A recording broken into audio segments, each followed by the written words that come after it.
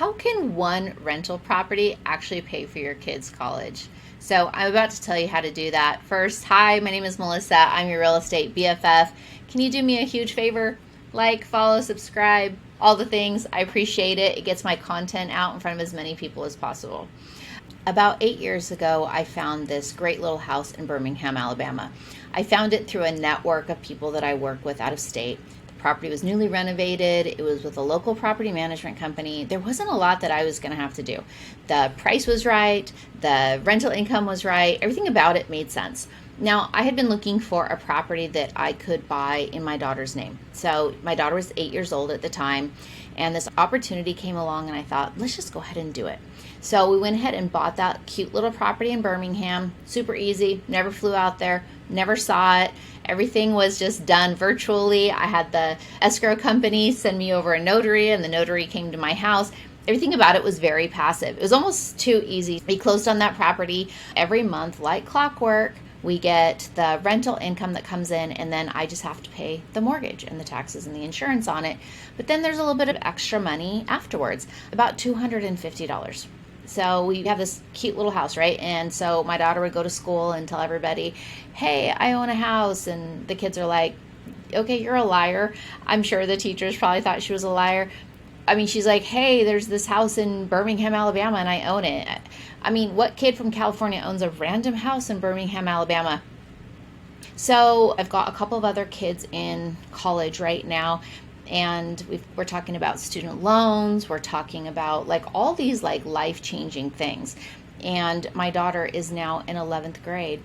And so she's now starting to hear these conversations going on with her siblings about student loans and debt and paying it back. And she's just kind of thinking about it.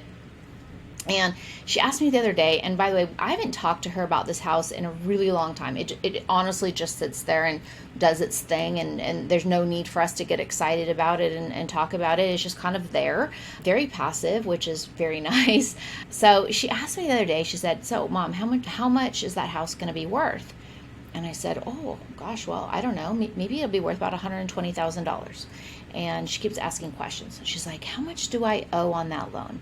And I said, well, it's been paid down pretty well. We put down a good chunk on it. You only owe about $25,000 left on this house.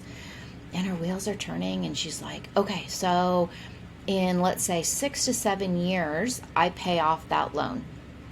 And she said, then that means I get $120,000? Yeah, if you want to sell it, like that's what it's worth. And she's like, oh my gosh, like I could have that money. And I said, yeah, but let's think about it even further. Like, why would you sell something that is creating money for you? This is forever money. You know, let's just say you were to sell that house, and let's say you took that $100,000 and you bought a car with it, and you paid off your student loans with it, and you did all these things.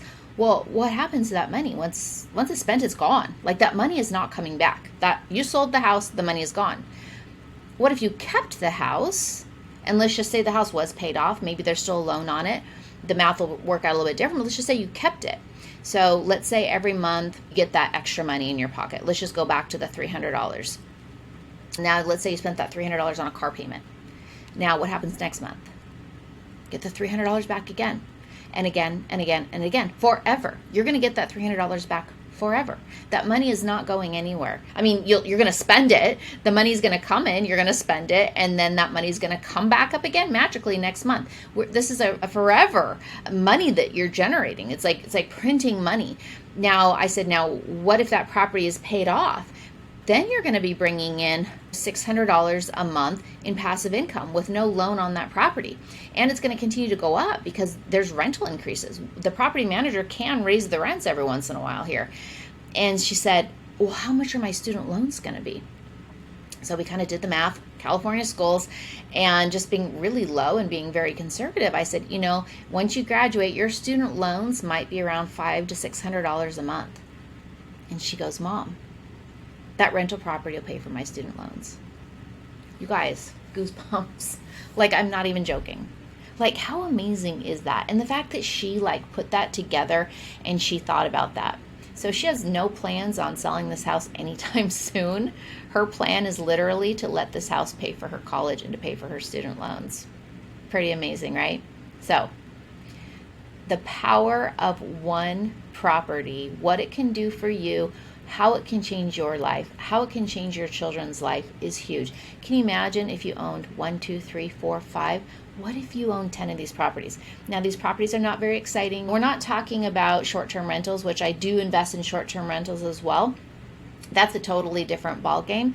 But let's just focus on buying one affordable property in a market like Birmingham or Little Rock or Kansas City, where you can get a single family house for under $150,000 that puts money into your pocket every single month and is growing and going up in value while your tenant is paying down your mortgage. They're literally buying you a free house.